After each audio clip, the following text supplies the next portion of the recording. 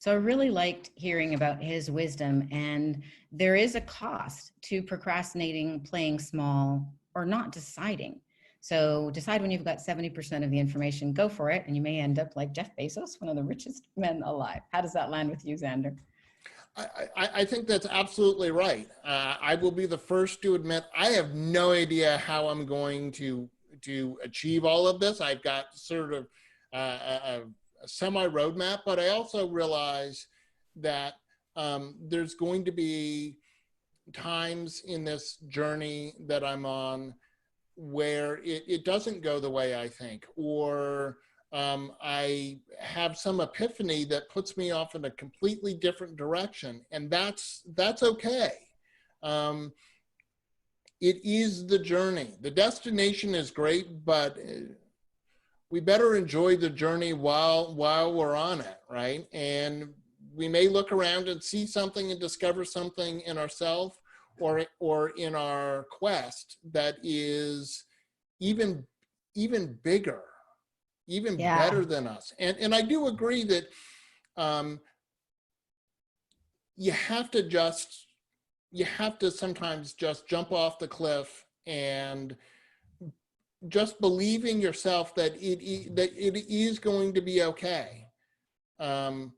Well, it was interesting, like the proof, as soon as you decided you were going to go for it and, take your speaking career up a quantum leap in spite of the coronavirus pandemic, making it about the worst possible time to do so, immediately that same day, I think it was, you texted me, this idea about, epic begins with one step forward. And I'm like, that was a breakthrough, but I don't think that breakthrough would have come if you hadn't decided. Like once you put things in motion, more things happen. It's the same like my, boldly proclaiming this 100K in 100 days in spite of the pandemic. And then once I declared that, things started, to be in motion. And now I see all kinds of opportunities to contribute and make a whole lot more than that if I had been playing to survive rather than thrive, I wouldn't have seen. And I am also driven, in case this is not obvious, like I want to set an example to encourage others in my community. Many people are struggling now, and it's one thing to encourage them, but by example, if I can show, hey, I'm going forward, pedal to the metal, you're going forward, Xander, pedal to the metal. And so we're not going to let a pandemic stop us or other adversity. Life is full of adversity. It's never like perfect, but we have to go anyway, rain or shine. Right. And then I think what comes to my mind is there was a book I read many years ago called The Diamond Cutter, and it's talking about Buddhism and the diamond industry. And what was interesting in this book, and of this whole book, you always take away like one little nugget, but the nugget I took away is that in Buddhism, there's this concept that things aren't inherently good or bad. It is how we interpret what is going on. And so in terms of, Aurora, what you and I are doing, we recognize that the coronavirus completely changes how we have to do stuff. But instead of going, oh my gosh, I can't go book, conferences, I can't go speak in front of the 3,000 people I want to speak in front of, I choose to look at it and say, I have an opportunity to find a new way to do this. And right. And look at you, you're leaning into videos, editing videos, Zoom. Yeah. And I think that's, again, it's the coronavirus situation in and of itself, good or bad, doesn't really matter. Look, the sun is out right now for us, okay? I think that's a good thing. But if we're in the middle of a drought and I'm a farmer, that may not be a good thing. It's true. It's absolutely true. And I think the key is to deal with whatever way the river is flowing. Like notice which way the current's going and decide whether you're going to paddle upstream or go with the flow. And resisting whatever is not your best choice. Noticing is. not denying what is. Yeah.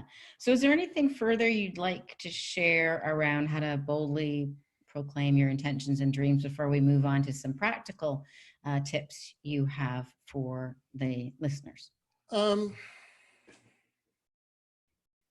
no, I mean, I certainly, I think we've shared a lot, Yeah. and I do have just a couple of simple things for people, Simple's always good.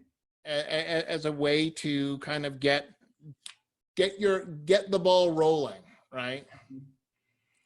So, you know, if you feel like you're just at the beginning of this journey, you have this idea, write it down. It is amazing what happens when we write something down. It becomes tangible. It's something we can see. If you feel that you're more like, okay, Xander, I wrote it down, but now what do I do? Share it with friends and family, okay? Let them know what you're up to. Because again, once you put it out there, people are going to ask, because when you're enthusiastic about it, people want to know. It's infectious. Now, the third step, the more advanced step, and I kind of alluded to it, which is ask others for help, okay? As I said, I can't make this goal without the help of Aurora and many other people, some of whom I don't even know, I haven't met yet, but are going to be really, really helpful in my journey. And I am not surprised, but always delighted that when I ask for specific help, people are by and large really happy to help out. People are helpful. They really are. They want to be helpful. I want to be helpful to people. If I see someone and they're looking at a map in a city and I know the city, I'll stop and say, can I help you? I know as a tourist, that's sometimes helpful because I'm trying to get someplace and I'm looking at a map and I have no idea like how to get there. So someone offering help is I feel really good. And when I get to help someone, I feel good. Yeah, absolutely. People are super helpful. And I heard this study recently. It was on a train station, and the experimenter had a research subject who was going to ask to borrow your cell phone, which of course is a precious device you don't want to give to Sure. a stranger.